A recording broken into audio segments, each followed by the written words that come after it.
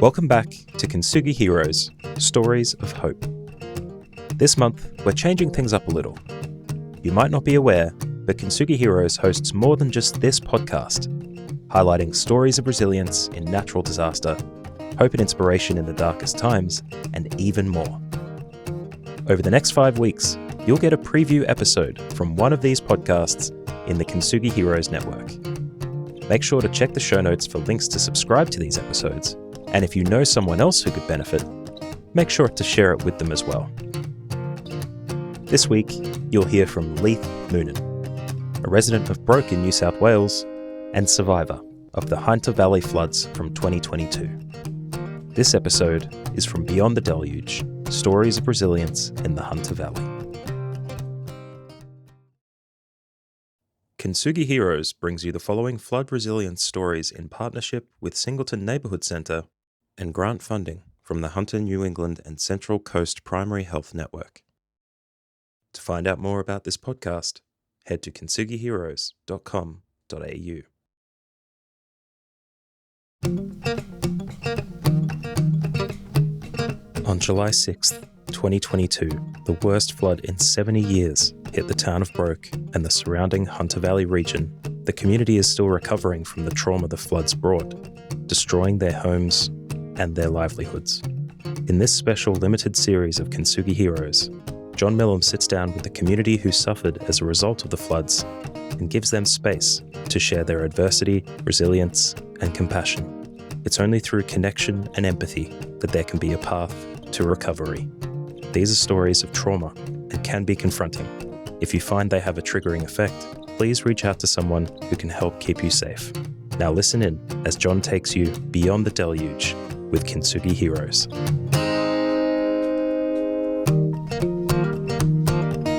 So, afternoon, folks. Today, it's another Kintsugi Heroes story of the floods from the Broke Village and surrounds. And today we're talking to Leith Moonen.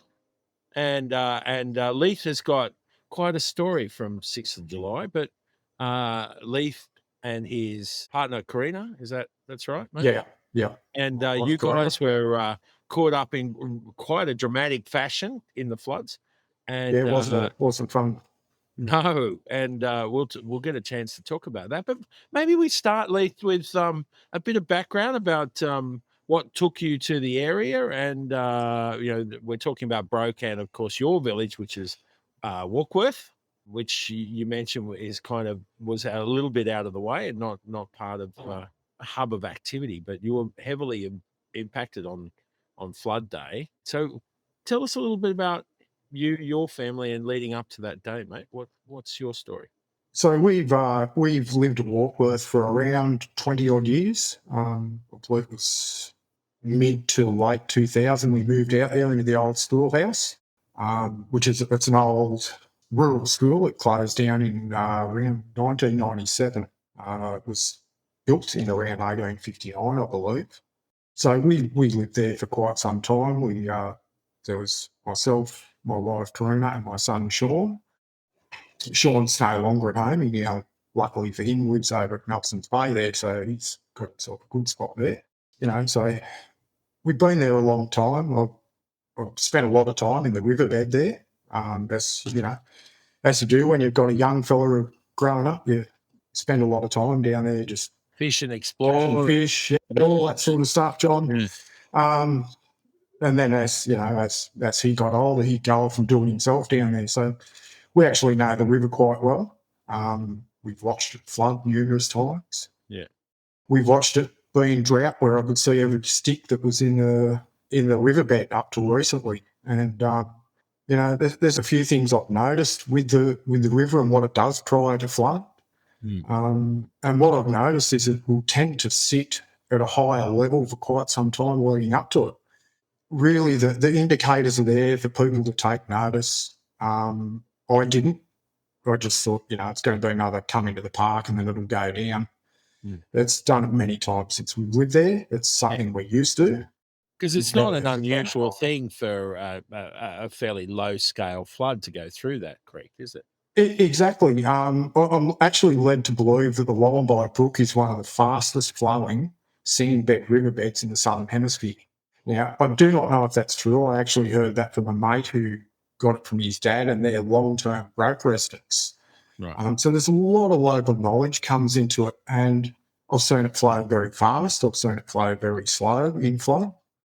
But the indicator is that it will actually sit around a metre higher than normal, and it's done this in every flooding in history that I can find. I've got records dating back to 1908 for that river on our monitor. Right. And you see the trend. It will sit at a metre higher for around 6 months prior to these flood events. If it's not sitting at that level, the water table's nice and low, so it sort of tends to soak in pretty quick. As we all know, there was a lot of rain leading up to this, which was after a drought as well. We had some quite severe floods prior to it, but I think the difference was with the rain events we'd had and the storms we'd had leading up to it, a lot of the gullies out in the mountains had been opened up. So there was no restriction to the water flow coming out of the mountains, and it came out a lot faster than they thought. But it also came out timed perfect for the right thing to happen for the flow, not for us. So just on that, having talked to a lot of people about the nature of this flood, which was both, the flooding was not unexpected, but this flood was unexpected in its severity and its speed. Do you think people talk about how this area, that Wollombi and Broke river systems are catchments, big catchments for the whole valley? It is a big catchment. It's you're looking at water that starts off at the back of the Central Coast up on Mangrove Mountain. Yeah. Funnily enough, it's I'll just get I'll leap a little bit forward here. Is that the night we were actually flooded out of home, one of the, I believe he worked for New South Wales Roads, I'm not sure, Transport for New South Wales, and his job was to go around and actually shut the roads off as they flooded. And he pulls up and he's gone, "Are you people right?" And I've gone, "Yeah, mate, we're pretty good." I said, "But I don't have a great deal of water." So he reaches around and he grabs it was a carton of water, and he hands it to me, and I said, "Oh, mate," I said, "that's got to be a bit of a sick joke, doesn't it?" He's looking at me funny, and I've gone, "Oh, it's okay, mate." I said, "Where do you think all this water came from?" And what he actually handed me was it was some Mangrove Mountain Central Coast water company. And we just stood there laughing really didn't expect too much of it because we were sort of still in a bit of shock as to what was going on around us. Yeah. And here we were 50 metres from home on a hill, camped on the side of the road, and this bloke gives me this water. It's possibly around midnight. Yeah. But yeah, it is a big catchment. Yeah. And your family is not unfamiliar with that. You've had you've had a relationship with the water and you're in the area. Yeah. I spent a lot of time down there. It's a really nice river. It's very healthy. A lot of people will look at it and go, "Oh, there's no water flow," but it's only where they can see, like either side of the bridge, which is right next to our house on the Gold Highway, which is the cockfighters crossing on the Gold Highway. If you look down, you actually can't see a great deal of water. You'll see a little stream either side, and that's it. But what you're looking at is where historical crossings have been. So those road crossings were there, and they've actually put a lot of gravel into the riverbed there. So it looks like there's nothing, but if you go 50 metres either side of that, there's some really good holes. And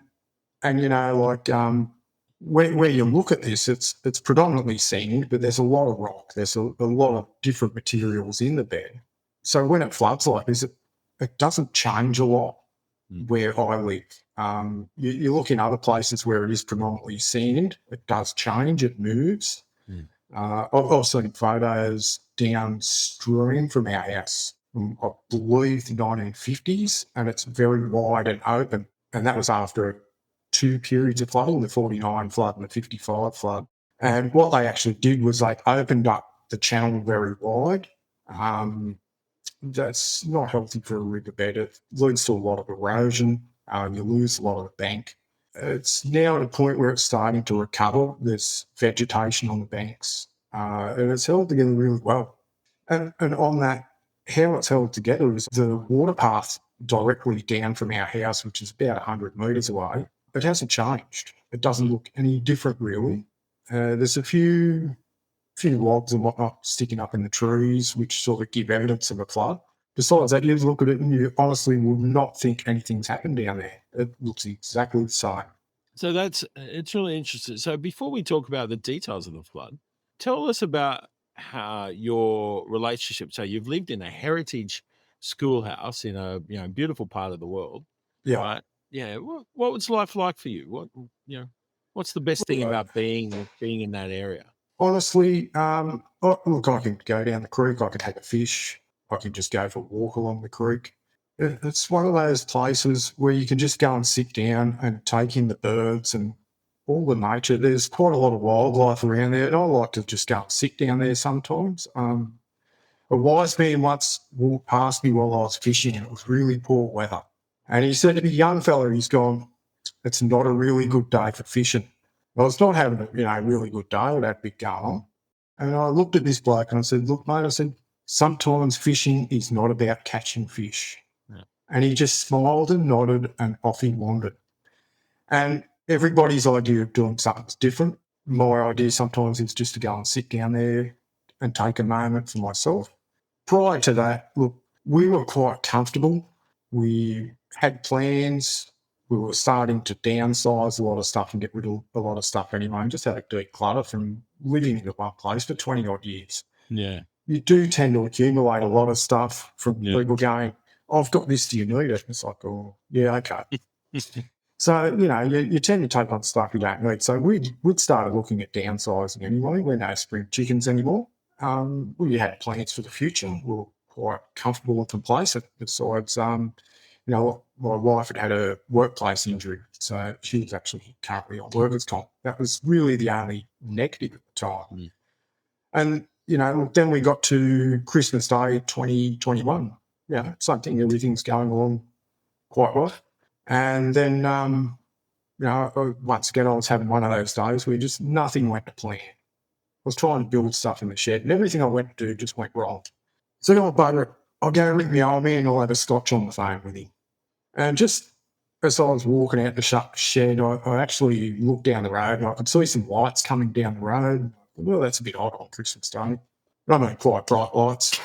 And I thought, oh, this doesn't look too good. So I sort of, something told me to just stay in the shed. So I just sat down, had a, another little moment.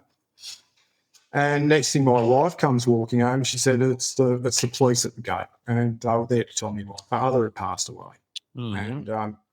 And unfortunately, we weren't the last to know, but other people knew before me. So, that was just another period of things not going to plan. After that, nothing in life went to plan.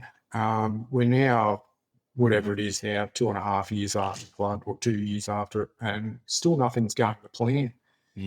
Everything I went to do, something would go wrong. Even now, I go to fix something in the shed and I go, I don't own that tool anymore to do this job. Yeah. And there's a few other things that went on in between. Like I also lost my little dog who was about to turn 20 on, I think it was Valentine's Day 2022. She would have turned 20. And so we lost her. And then we've gone, oh, bugger, it's going to crappy. Let's celebrate Christmas in July, my wife said. So I've gone, I'm in for that. And she ran it through the whole family. Everybody was all keen to have a Christmas in July. And then July happened. Once again, another case of stuff not going to plan. I think that's the thing with getting comfortable.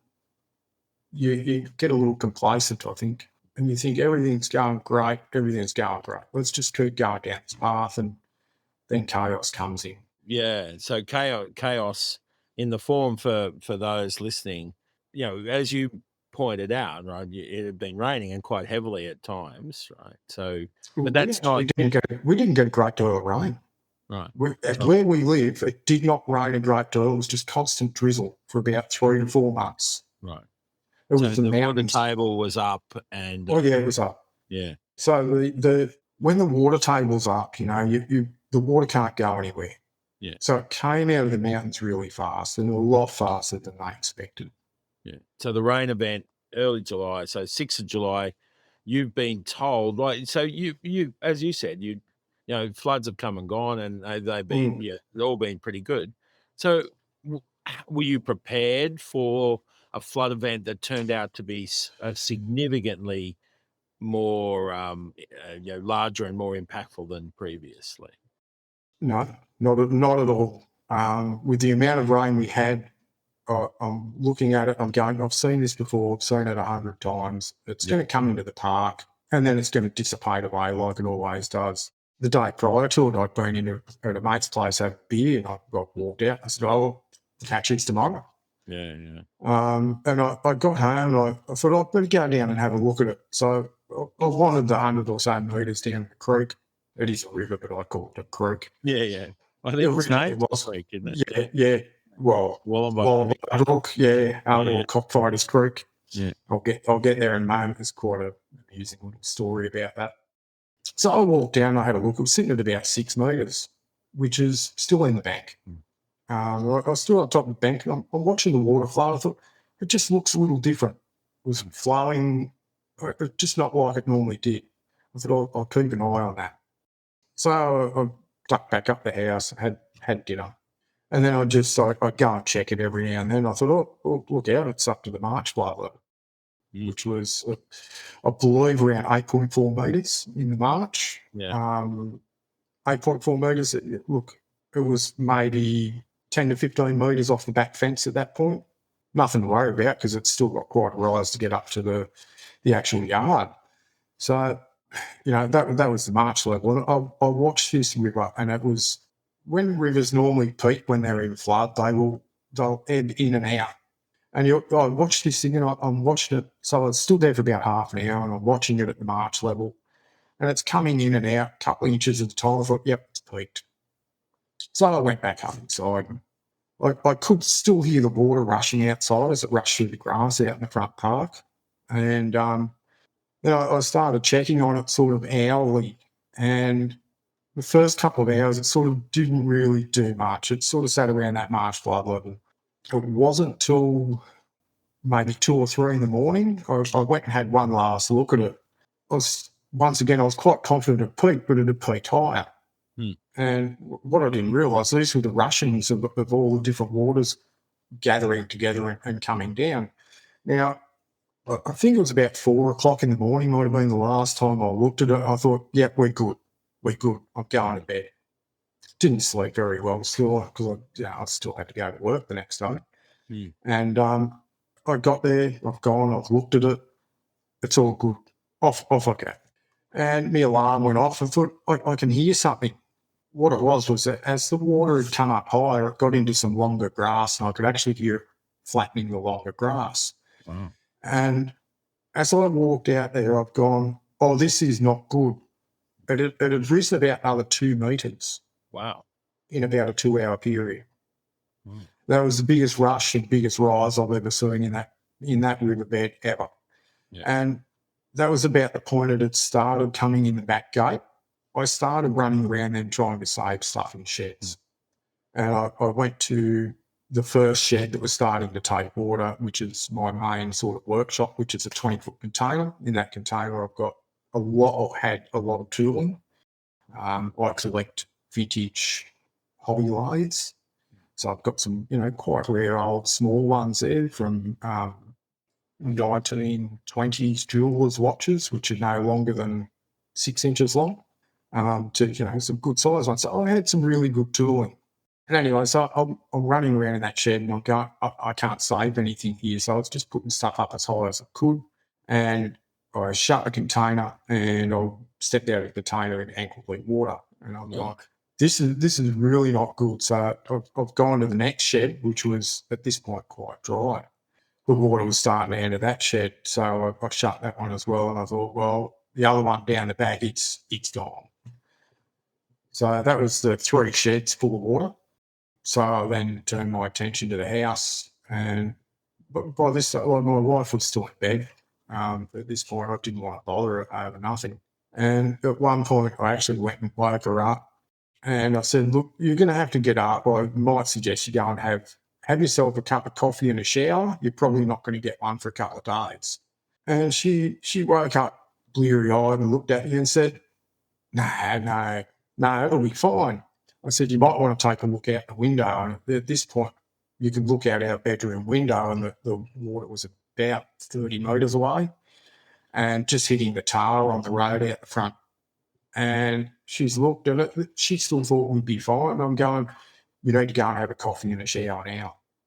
So she went and did that, and I'm running around sort of trying to put stuff high in the house. And a lot of it was to sort of no avail. It's hard. It's a hard thing. You know the water's coming. You don't know where it's going to stop. Yeah. But it was almost like it was something helping me, something guiding me. I don't know what it was, John. It was weird as buggery, right? So here I am. I'm going around and I'm putting stuff at a particular height. I don't know why. Yeah. I just did. I've gone, this is the height. So I'm going around bookshelves and I'm going, oh, there's photo albums. And I put them on the next shelf up. And funnily enough, that's about the height it went through the house. So it went through the house about knee deep. Right. So it ended up going through. You know, I'll go back a little bit shortly. But, yeah, there was just something guiding me and telling me to put stuff at this height. So did those things that you put up that you went through, were they precious things or things that you saw, or what was happening? To be honest, it was a blur, but there was just something telling me I had to put this stuff. Yes, some of it was treasures. I got most of it. There was even a chest next to our bed, which I don't know how I managed, but I managed to lift it up onto the bed by myself. There's so much stuff I moved, and I got no idea how I did it. It just happened. Yeah. And Wow. so, look, I go back a little bit now, like as the water was coming in, there's certain things that keep taking you back every time. Mm-hmm. Some of it. So you get triggered by. Yeah. Even leading up to this discussion we're having now, I started having dreams again about it. Wow. Some of them are nothing, and other ones like I had one the other night where I was running around trying to save everything and I couldn't because we were in a washing machine. Right. And I don't know, it's one of the things in dreams, like even the car was in there.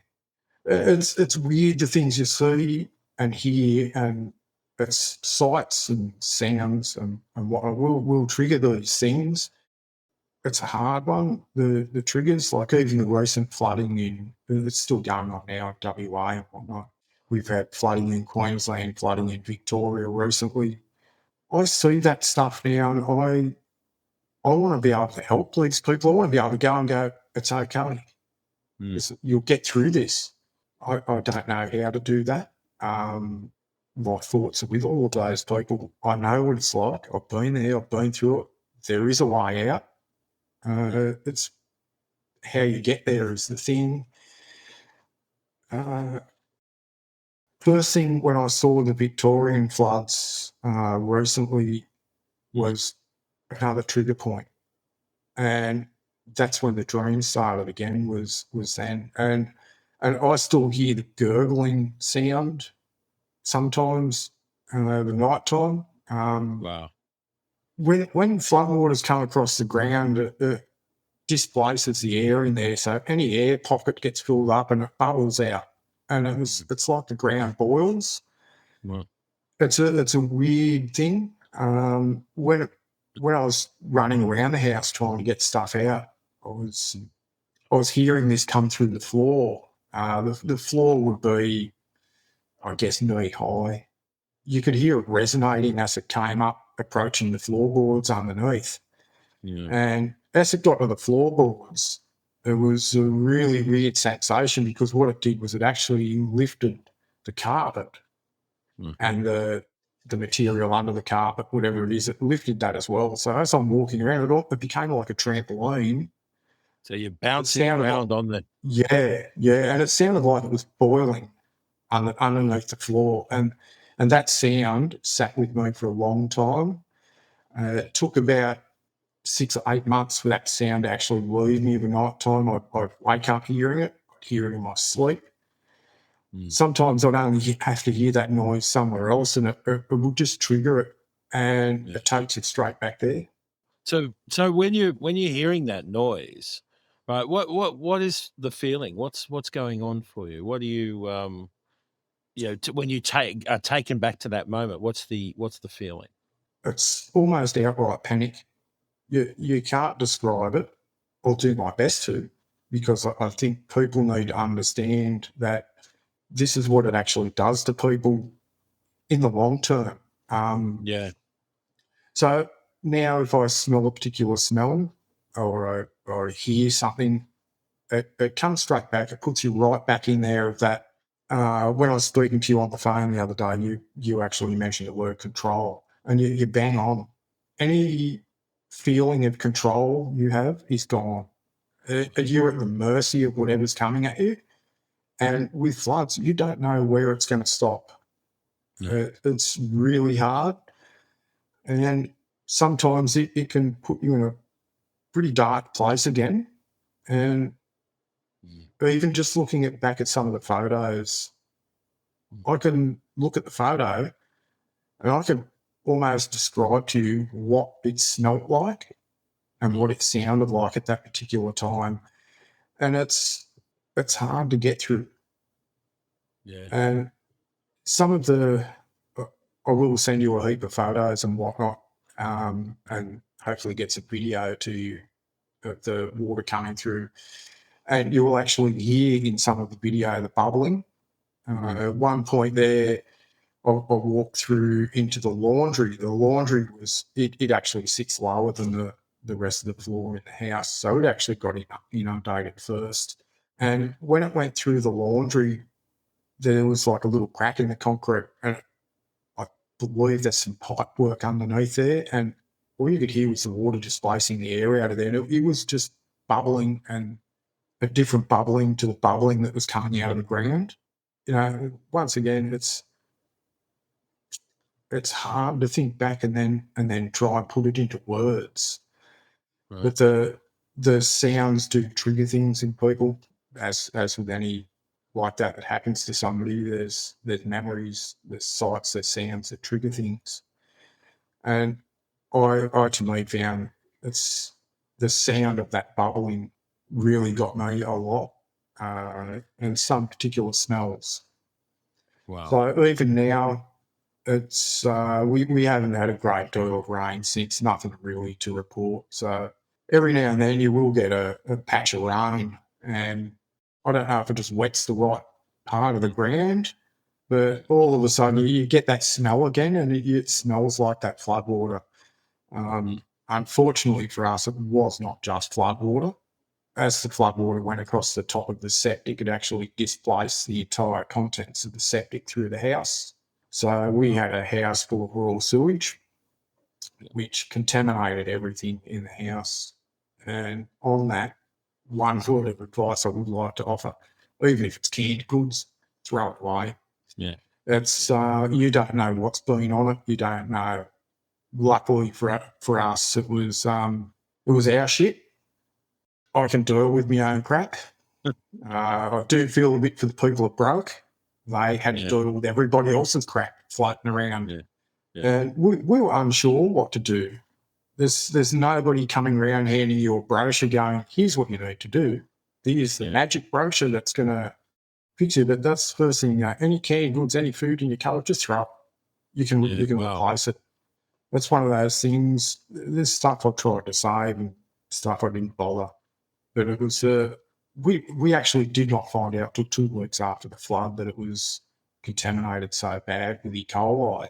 And we'd still been living in the house for that 2 weeks. So let's check in. So the 6th of July, you've tracked the water all night. You've gone to bed thinking it might be all right. You've woken up and suddenly it's come in. It's rushed into your house. So you've run around and you've put stuff up as high as you can or moved what you can. You've got to that point. What did you do? Like, because there, the water's knee deep through your house. Some areas are higher. You've mentioned that it's actually contaminated with raw sewage, and you've done what you can, putting stuff up. What's happening now? What you're there? What do you do after that? At that point, it became a case of what else can I get in there and save? I was more than willing to go in there up until the point that I couldn't swim in there anymore. Probably quite foolish, but there was the only assistance we received was from some community people and a couple of stubborn mates who drove out to help out. And because you're isolated, aren't you? You're like the area is locked down with floods happening all around you as well. Yeah, exactly. Like the main road to town was still open, but it wasn't going to be open for much longer. Bulga was already cut off from floodwaters across the Putty Road, so we couldn't go to Bulga. We couldn't go to Jerry's Plains because the Hunter River had blocked the Golden Highway. Wow. The only road at this point open was the road to town, into Silton. And from advice and what I've been hearing from people on the road who were pulling up, telling me what was going on, they were telling me it wasn't long before that road was going to be closed as well. And even then, we would have been out of the frying pan and into the fire potentially because we didn't know what was going to happen to Singleton. And that's, that's a main driver as to why we chose to camp on the side of the road. We also had the dog, and we were going, she's not a social dog. She lives on the lounge. Did you have any, do you have any communication to know what other people were doing apart from just people stopping or what? We had none. We saw no emergency services. We had nothing. We had no information besides this water's in our house now, and we're on the side of the road. We'd already saved what we could. We'd been back in to sort of waist deep water and push my old WB1 tonne of ute out. We'd been back in and got my bike out of the house. And that was a little bit of an odd story in itself. The only people that showed up to help were, believe it or not, our water delivery drivers who, as they pulled up, I might have used some swear words and told them to go away. We do not need any water, thank you. That's a very toned down version of what I said. These blokes actually went above and beyond. They went out in the paddock across the road. One of the neighbours, he'd already gone to town and evacuated with his young son, put his horses in what he believed to be a safe paddock with a high point.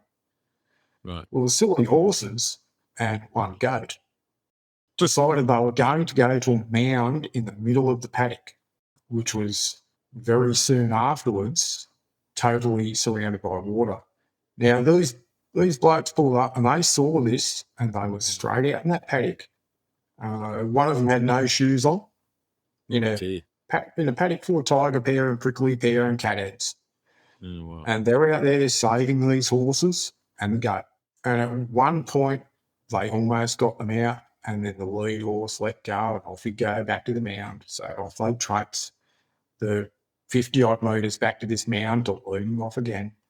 And where they went past where we were standing watching this, as they went through there, they were neck deep in water, leading horses. Wow. So they got these horses to safety up on the hill, and then they turned their attention to helping us. And I had to take my hat off these blokes, absolute champions. No one asked them to help. They just showed up and did it. And these are young local blokes, and they were renowned for it. Something goes wrong, they're there helping out.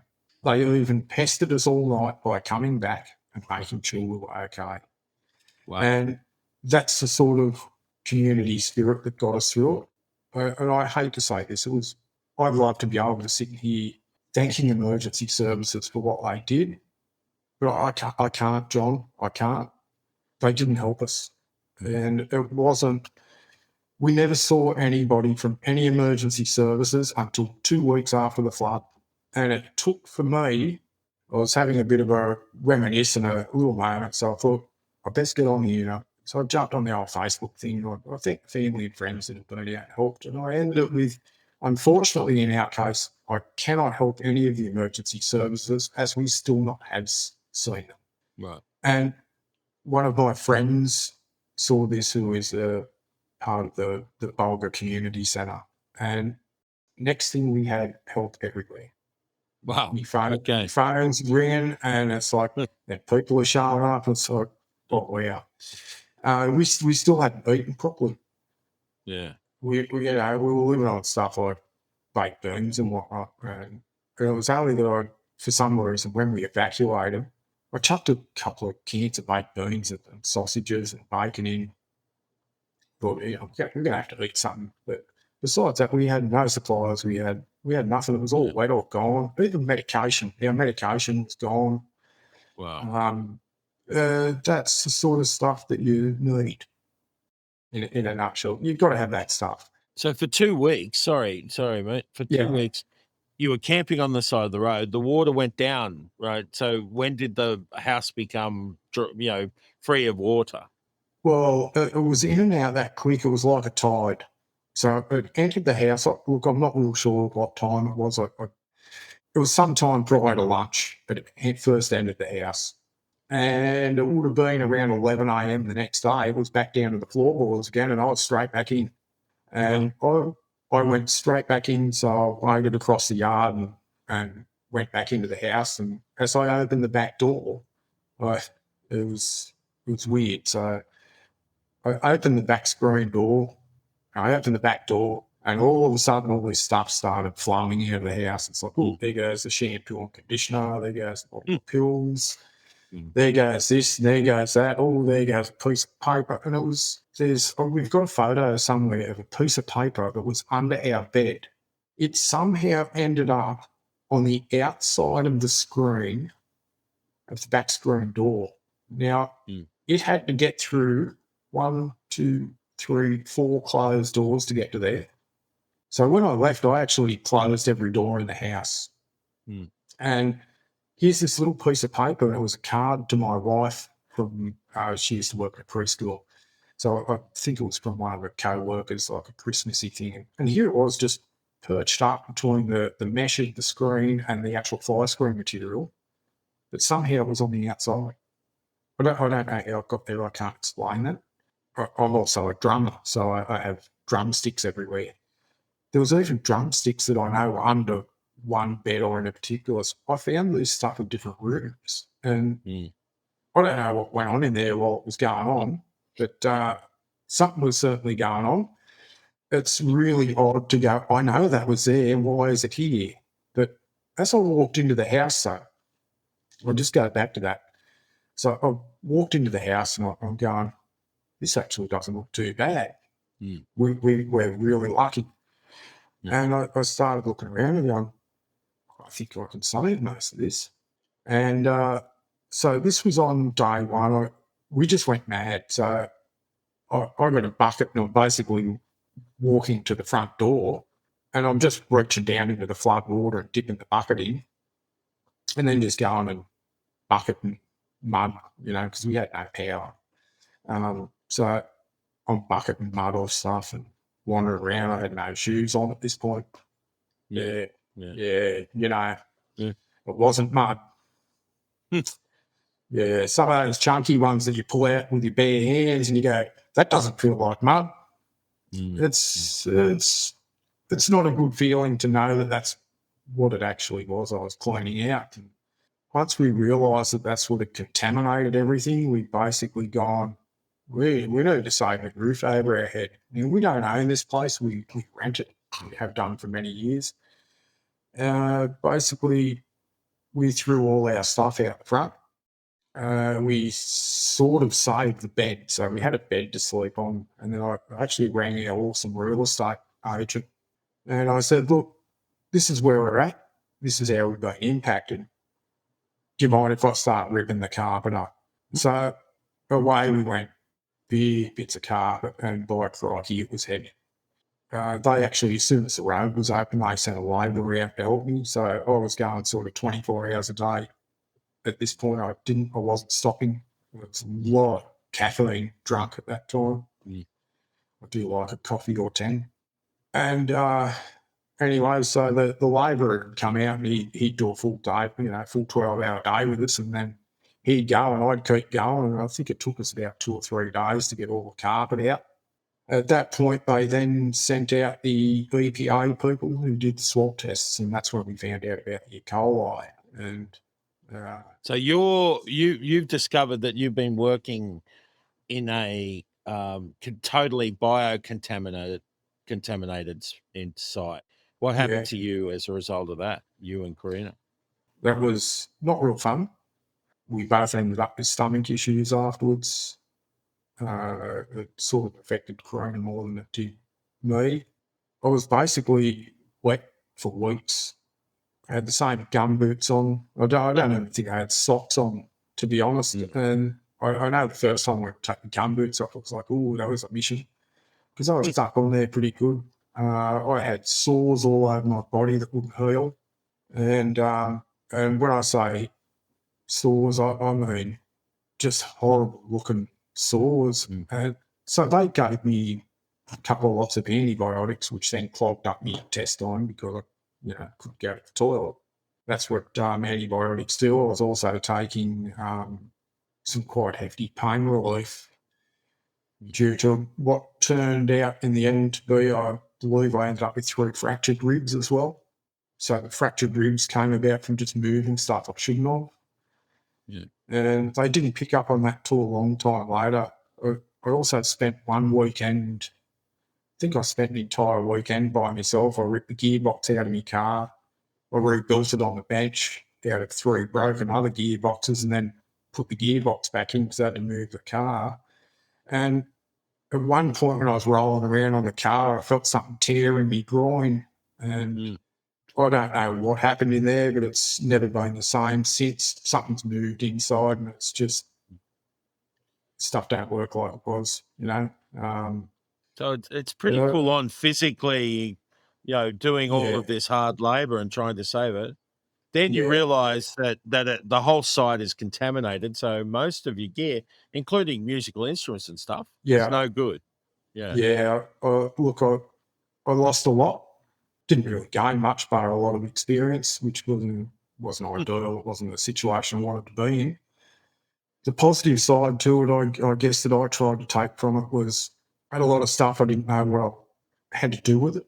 I had a lot of my dad's estate stuff there. Well, I lost 90% of that as well. A lot of that I had no idea what I was going to do with it.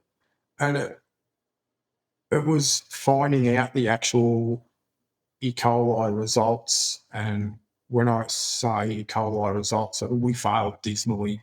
It was predominantly E. coli. There was animal fecal matter. We don't have animals, bar the dog.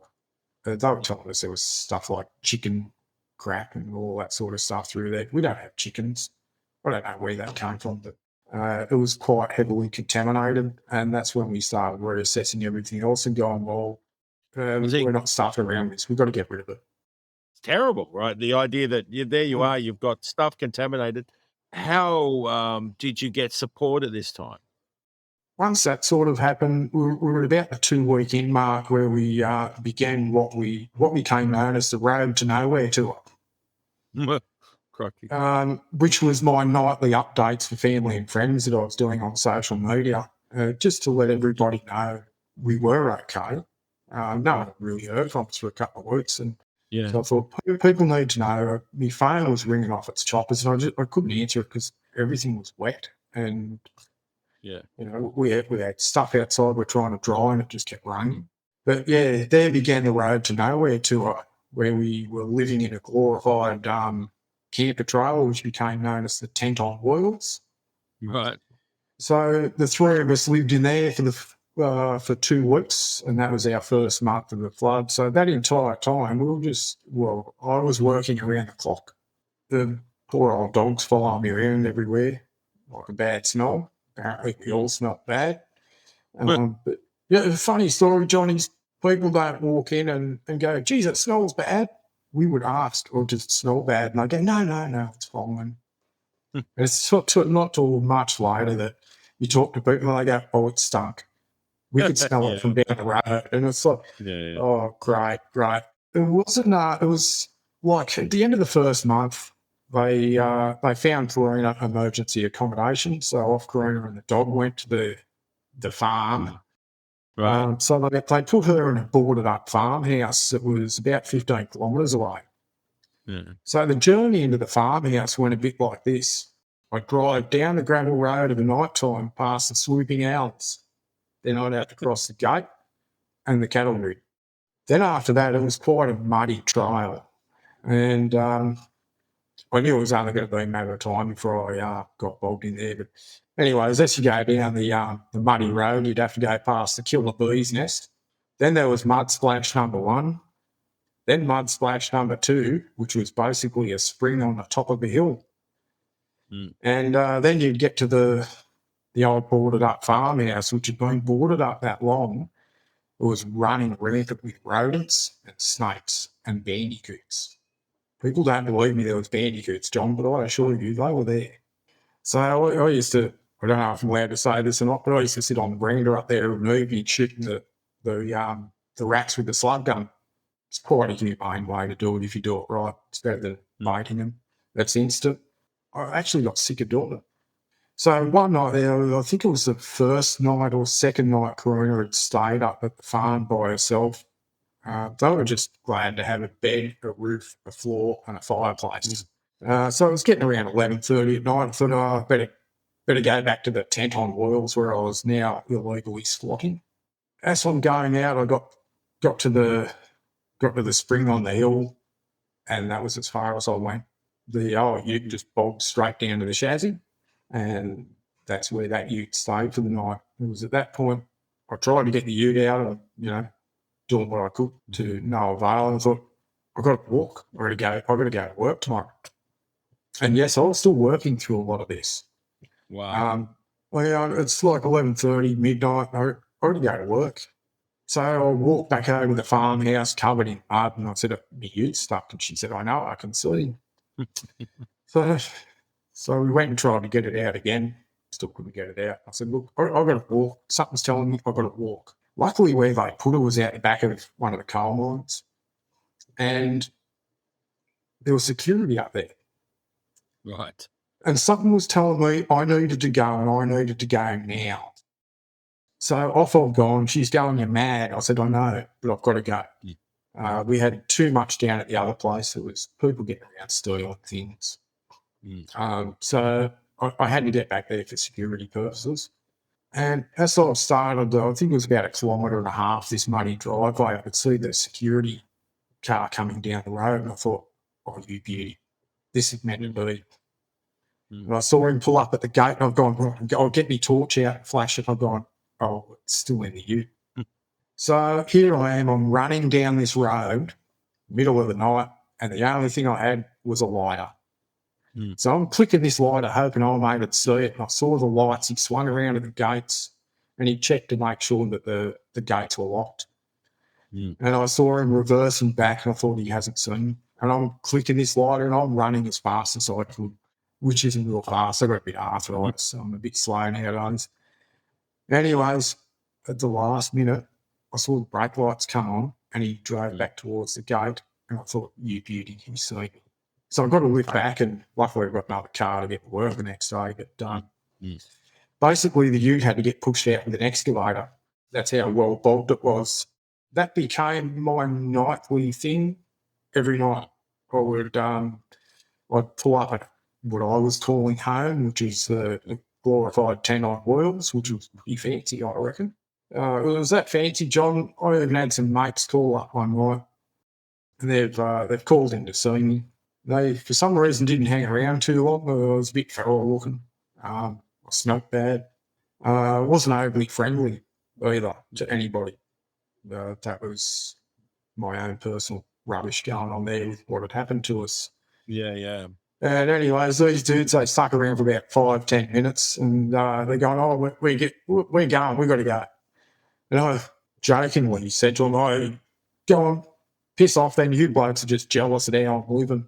And we all had a laugh, and off they went. But I guess I tried to hide a lot of what was really going on with Jim. It doesn't work. You talk about you're like not being good at that point, right? Like, so it's a pretty heavy impact on you. So you've lived apart. Your house is it being cleaned? Are you getting support for that? How are you repairing the place you live, right? And you're living, Karina's living out in the bush, and you're having to try and navigate between them. Yeah, well, being married for many, many years, we haven't spent a great deal of time apart, and this was a big learning curve for me. I had to fend for myself, basically. We had a lot of support from the neighbours. They fed us quite well for some time. I actually think I put on 10 kilos. Wow. There was a lot of cake eating. They cooked good cake. So shout out to the neighbours for keeping you well fed. Good stuff. Yeah. These are the benefits of having professional cake makers as neighbours. Oh, jeez, right. Some of the cakes I've eaten were just delicious. And here was me prior to this flood. I was off the sugar and getting all healthy and whatnot. That's all out the window now. I do like cake, and they make good cake. But look, to be honest, John, I wasn't in a good place. I possibly went what I would call full-blown nuts to a degree. I still had common sense, though. I didn't do anything too stupid. I only bought one motorcycle because I thought I needed it.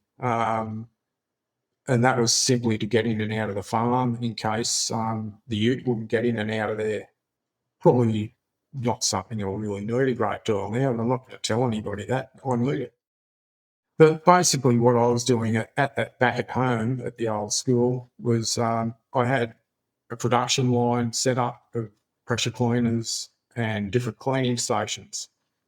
So anything that I did manage to save, which wasn't much, but it was a lot of the stuff that I saved wasn't even mine.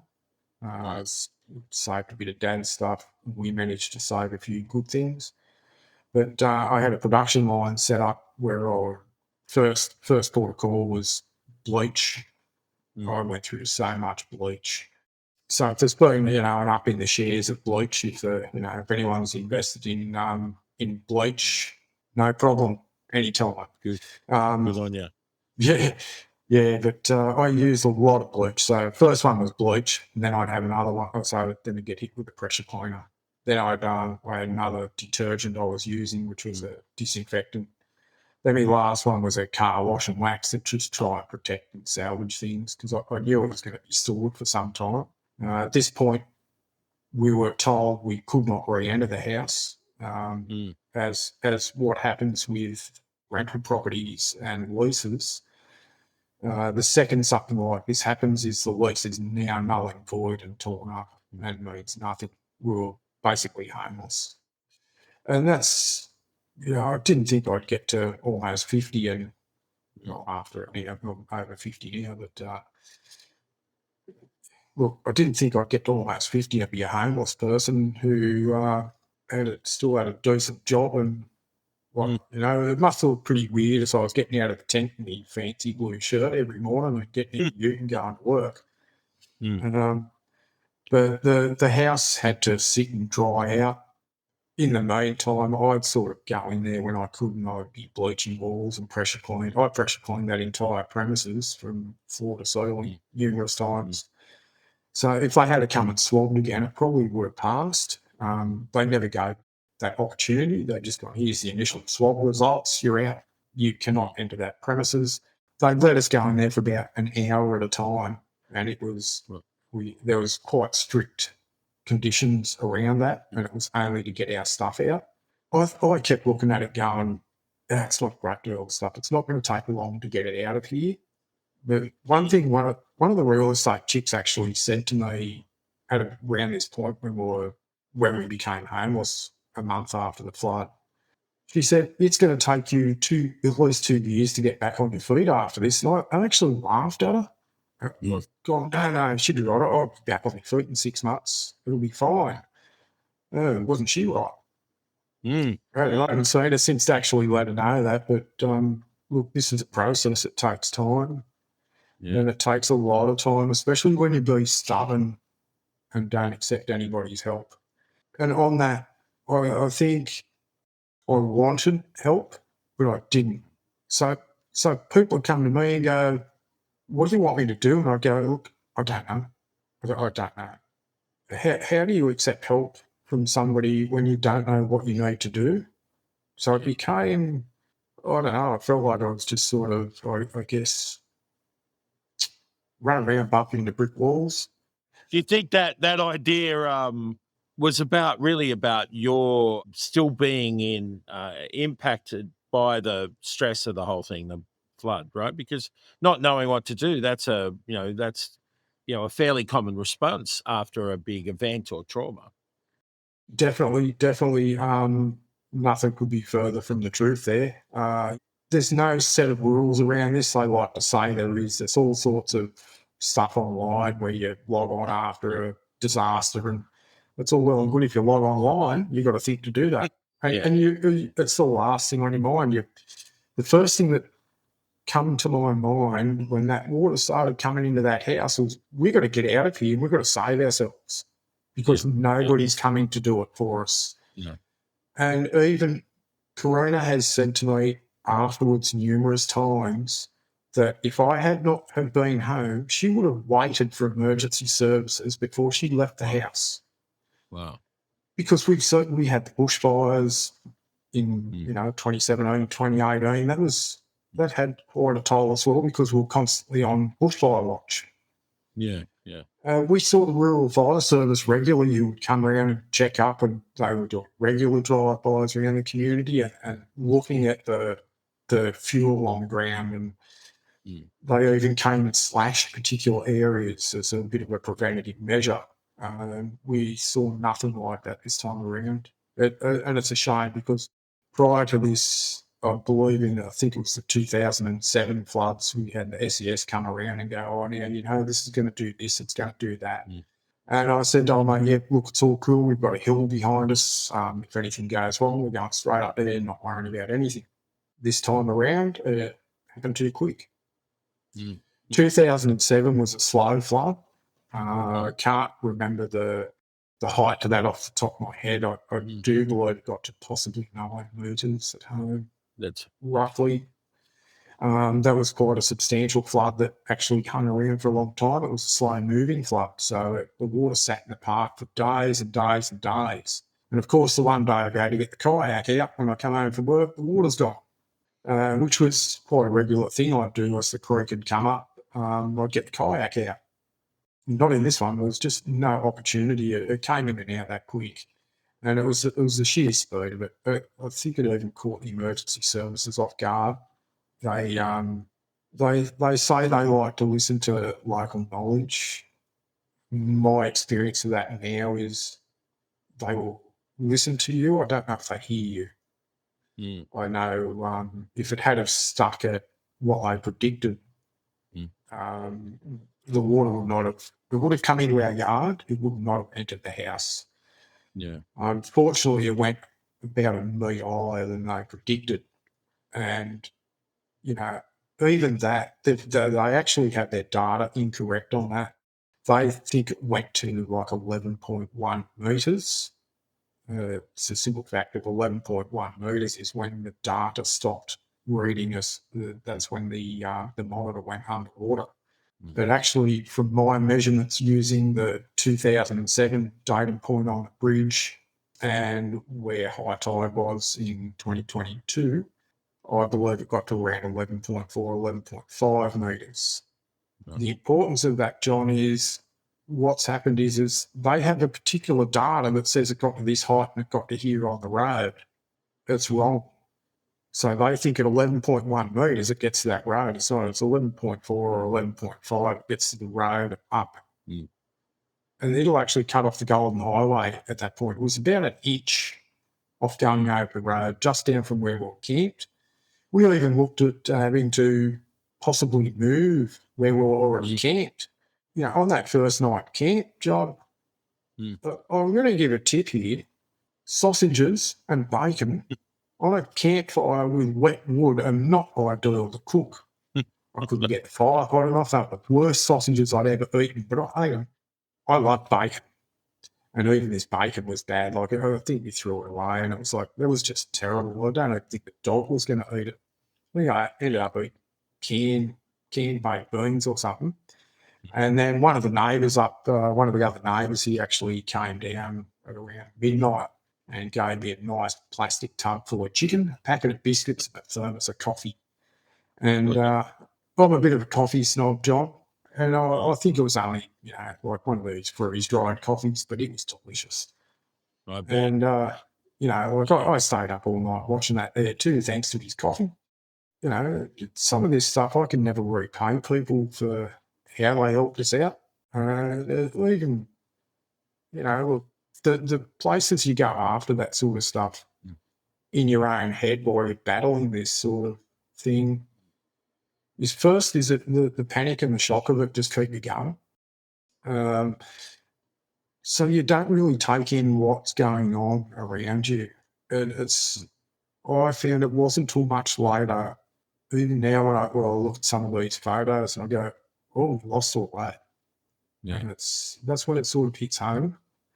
Yeah. And you can still have moments where you just lose your crack and you got to go and sit down. And when I tried to return to work, I was starting to I lost all my social skills. I couldn't speak to people. I spent a lot of time in that tent by myself.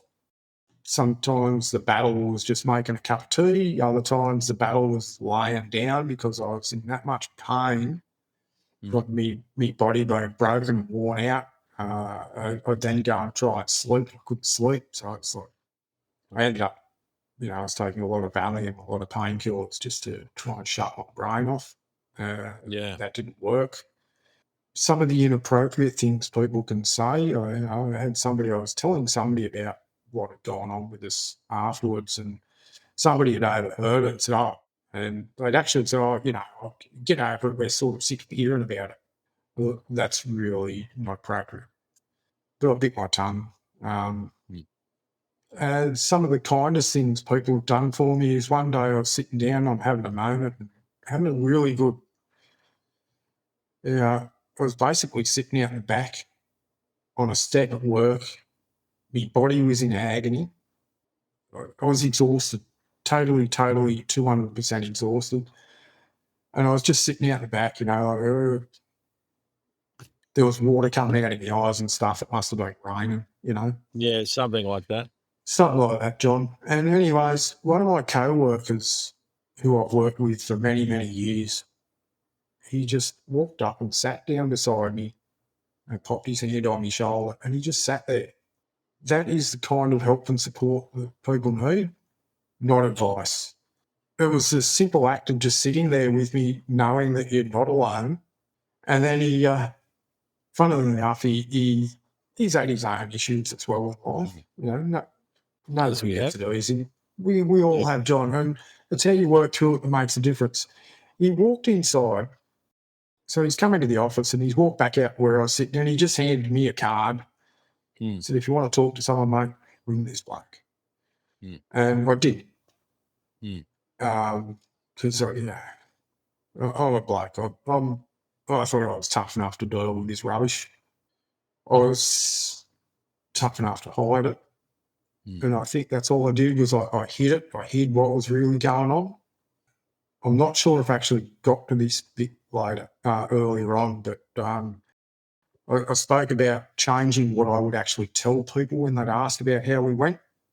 And I had to change what I was saying from we lost just about everything we own. And when I would see the look on their face, I thought, I need to change what I'm saying to people. So I actually changed it to, it's okay, we saved a few good things. And so did that change its impact on you? Not at all. I was lying.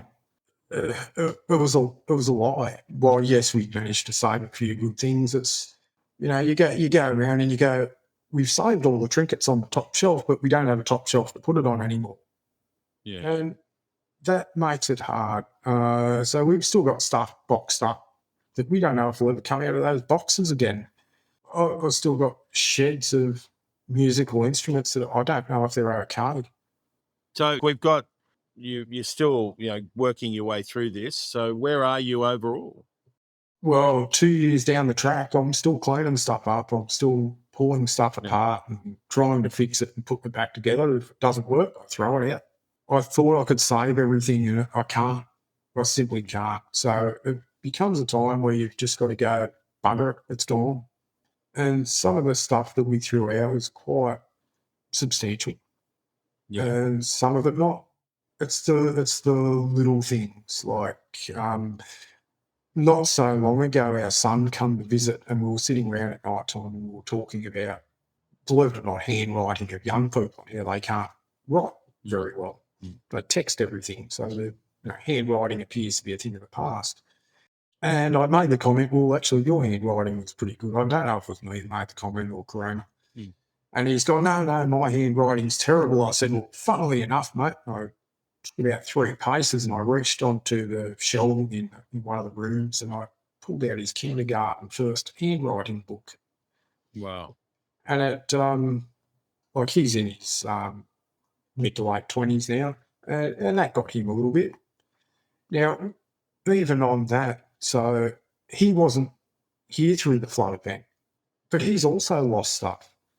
Yeah. A lot of his childhood memories that were there. And one of the other things I actually found was, this one was more for me than for him, was when he was really, really young, every night we'd go to bed and read this dinosaur book.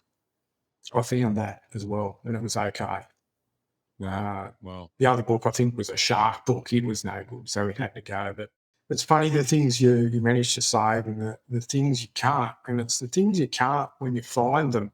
That's when you go through that entire loss all over again. And it's not just that one little item. It's everything comes back. Yeah. Everything. You go, oh, shit, this is the situation I'm in. And I'm still in that situation now. So I've got cars I've got to fix up. I've got bikes I've got to fix. I'm still going through trying to save tooling because a lot of it just stayed in the shed because we went for survival, which was we've got to eat, we've got to sleep somewhere. And we did what we could. And I've ate a lot of food I don't really like because it was fuel. And, like, you just eat it and go, oh, that's horrible. I don't like that, but I'm eating it. At this point, some of the practical things are moving forward, but you're still there. You're still working through the issues. So what's the future? What do you think is going to happen? Oh, I wish I had the answer to that, John. I think the future for now is to keep trying to save what I can and throw out what I can't. And it's certainly changed my outlook on life. A lot of things I used to think were important now are not. And I think the future for us, hopefully, is just to get through the other side of this, whenever that is. We don't know when that's going to be because we're still going through it. And some of the things people have done for us to help us get through this have been like mind-blowingly awesome. And I can't thank people enough for what they have done. Unfortunately, my short term with this is to try and get awareness to a lot of these issues as to why people like us got forgotten about. I think I've used that as a driver to push through and maybe still mask a little of what I really feel. I still now get times where I get exhausted from it and it is overwhelming and you've just got to stop. It was over 12 months before I even stopped. I just kept going. So I'd finish work and I'd go home and I'd work. Then I'd maybe sleep for an hour or two and then I'd go to work. Then I'd go home and I'd work. And that's all it was. It was just constant, unappeasing. It didn't stop. There was always something to do. There's still always something to do now. At the moment, I'm going through trying to save tooling. So stuff that sat in buckets of water for almost a month. The thing that floodwater does is it carries not only contaminants, but it's quite corrosive due to the electrolytic value of the water. And like even the chassis of my old ute, it's going to take me a long time to get it good again because it's surface rusted. Some of my tooling, I'll pull out like the little containers, some of it's in tins, and it's just clumps of rust. You can't even recognise it as a tool. Yeah. I was very lucky with some things, like down in one of the back sheds, I actually had quite a substantial collection of musical equipment, and I lost most of it. But one of the things that it was okay, if the water had gone an inch higher, I would have lost it, was my dad's drum kit, Wow. which to me meant a lot. And it's funny, like with all the gear I've got, a lot of it didn't mean anything. And that drum kit itself, it wasn't mine, but it's what it was, and it's that sort of stuff, the sentimental stuff that gets you. Yeah. That's where it gets hard. Mate, you've still got some hard roads ahead, just to, sort of thinking about the journey so far, and, as we wind up, the idea that, is there a lesson in there? Is there something that you can take away from this, or is it just about surviving? At the moment, for me, well, yes, it is. So surviving, I believe, is the key to this. I don't consider myself a victim of a natural disaster. I'm a survivor of it.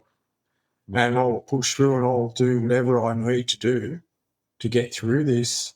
And that's how I've gone at this. The whole journey, the whole road to nowhere tour has been about getting to the end of it, which, to be honest, I can't see the end of it. There's always something else I've got to do. Might take a while, mate. It looks like you're on a road that's still going somewhere to nowhere. Yeah. Right. So Yeah. How do you feel about the place you live now? At first, it was a little weird. It was like we walked back in and it's got all new carpet. It's all freshly painted. And it looks really nice. It's come up really good. It took 9 or 10 months to get to that stage, and they did a great job of it. Yeah. For a long time, though, it did not feel like home. It still doesn't, but it does. It's the oddest feeling. So, the place carries a fair deal of sentiment to me because we've had a lot of life experience in there. And looking at it now, yes, it's still home, but we know that's the area we're in, and we know this is what can happen now. Yeah.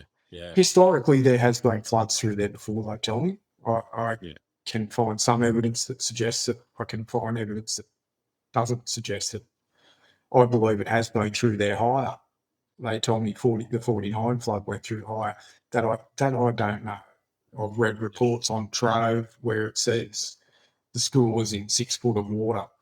And I've also read in the same newspaper a couple of days later that it only got the doorsteps. I'm not real sure. So some of their historical data is incorrect, I believe.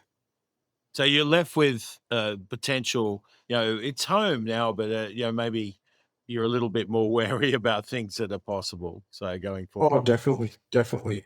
Yeah, I understand that. I just want to say thank you so much, mate. You have offered such a brave insight into what's going on. I really appreciate how well you've described what is just an incredibly tough journey, mate. And I just want to acknowledge that that you got through. You're doing great, and I'm really glad you could share that today, mate. Thank you so much for that. And thank you for your time, John. There needs to be more people doing this type of stuff to bring awareness and help people. And that's the thing. If people want to help, the help's got to be appropriate. Sometimes it's not.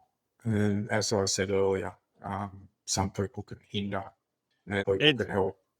I think that, the opportunity for all of us out of this is, the stories, the courage. We call it heroes because everybody has everyday heroes, mate. That's what we're talking about. So really appreciate it, Leith. And to you and Karina, all the best, mate. Cheers. Thank you, John. I'd just like to actually finish this with, I had quite a lot of people call me some sort of hero through what we survived. I'm not. I'm just an average bloke that was doing what he had to do to get through it. And I believe anybody would do the same to get themselves through the other side of it. Thank you again, John. And thank you, everybody, for tuning in. Mate, good on you. And I hear a lot of blokes who deserve a pat in the back say that. And I agree. But you did a great job, mate. Thanks, mate. Thank you. Thank you for listening to this week's episode of Beyond the Deluge about the 2022 floods in Broke and the Hunter Valley. If anything in this conversation has had a triggering effect, please seek support and find someone who can help keep you safe. Please share the show to your friends, family, and colleagues so we can help more people with their recovery from natural disaster. If you'd like to find out more about Kintsugi Heroes and our other podcasts, please head to kintsugiheroes.com.au. Our theme song was provided by Colin Lilly. Thanks to Matthew Bliss for editing and production, and to John Millam for hosting the conversations. And most of all, thank you to the community of Broke and the Hunter Valley for sharing their lived experience with us. We'll see you next week in Beyond the Deluge.